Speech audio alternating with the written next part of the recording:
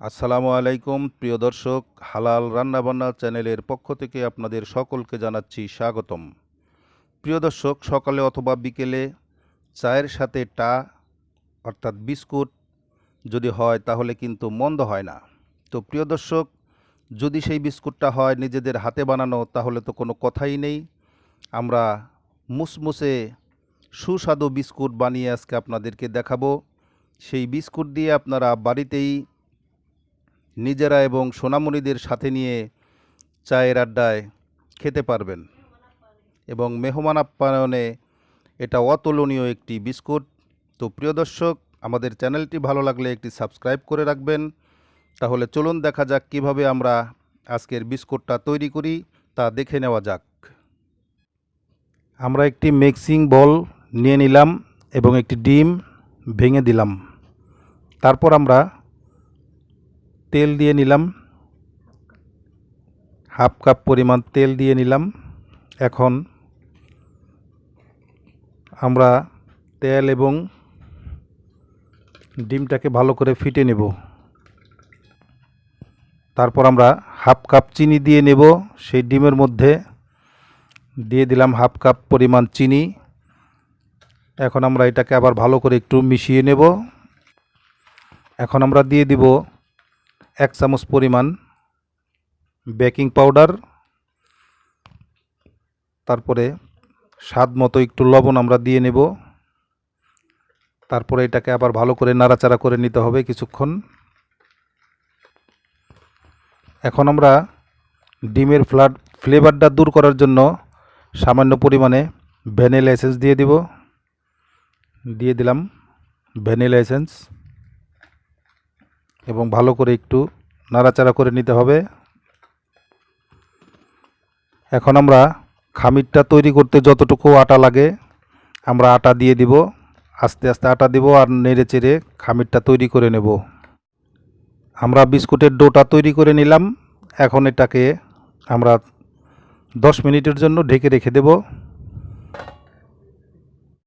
প্রিয় দর্শক, ফিরে আসলাম 10 মিনিট পরে। এখন আমরা সেই ডো থেকে বিস্কুটের শেপ দিয়ে নেব। দেখতে পাচ্ছেন আমরা বিস্কুটের শেপটা দিয়ে নিচ্ছি এভাবে একটু জাতা দিয়ে। তারপর আমরা চামচ দিয়ে এভাবে কেটে নেব, একটু সুন্দরের জন্য, আর কিছু না। এভাবে বিস্কুটের শেপগুলো আমরা দিয়ে নেব। নিয়ে নিচ্ছি।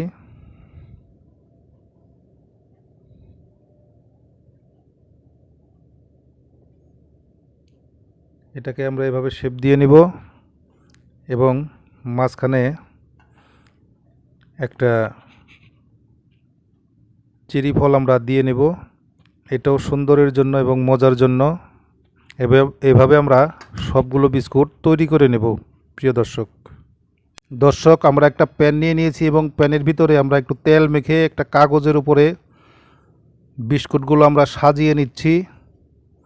দেখতে পাচ্ছেন, এভাবে আমরা সাজিয়ে সরাসরি চুলায় হালকা আছে আমরা দিয়ে দেব। এখন প্রিয় দর্শক, আমরা এটাকে চুলায় দিয়ে দিলাম এবং ঢেকে দিলাম।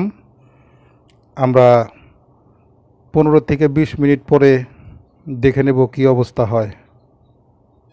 প্রিয় দর্শক, তো হয়ে গেল আজকে আমাদের সুন্দর মজাদার বেকারির চেয়েও সুন্দর বিস্কুট এবং সুস্বাদু বিস্কুট। প্রিয় দর্শক, দেখতে পাচ্ছেন আমাদের বিস্কুটগুলো অত্যন্ত মজাদার এবং সুস্বাদু হয়েছে। আপনারা এভাবে বাড়িতে বানিয়ে খেতে পারবেন, ছোট সোনামণিদেরকে বানিয়ে দিতে পারবেন। প্রিয় দর্শক, দেখছেন আমরা চেরি ফল, বাদাম এবং নরমালি 3 ধরনের বিস্কুট আজকে বানিয়ে ফেললাম। প্রিয় দর্শক, আমাদের চ্যানেলটি ভালো লাগলে আপনারা একটি সাবস্ক্রাইব করে রাখবেন। নিত্য নতুন রেসিপি নিয়ে আমরা যেন আপনাদের কাছে হাজির হতে পারি। তো প্রিয় দর্শক, আজ এই পর্যন্তই। সকলে ভালো থাকবেন, সুস্থ থাকবেন, এ কামনায় আজকে শেষ করছি। আল্লাহ হাফেজ।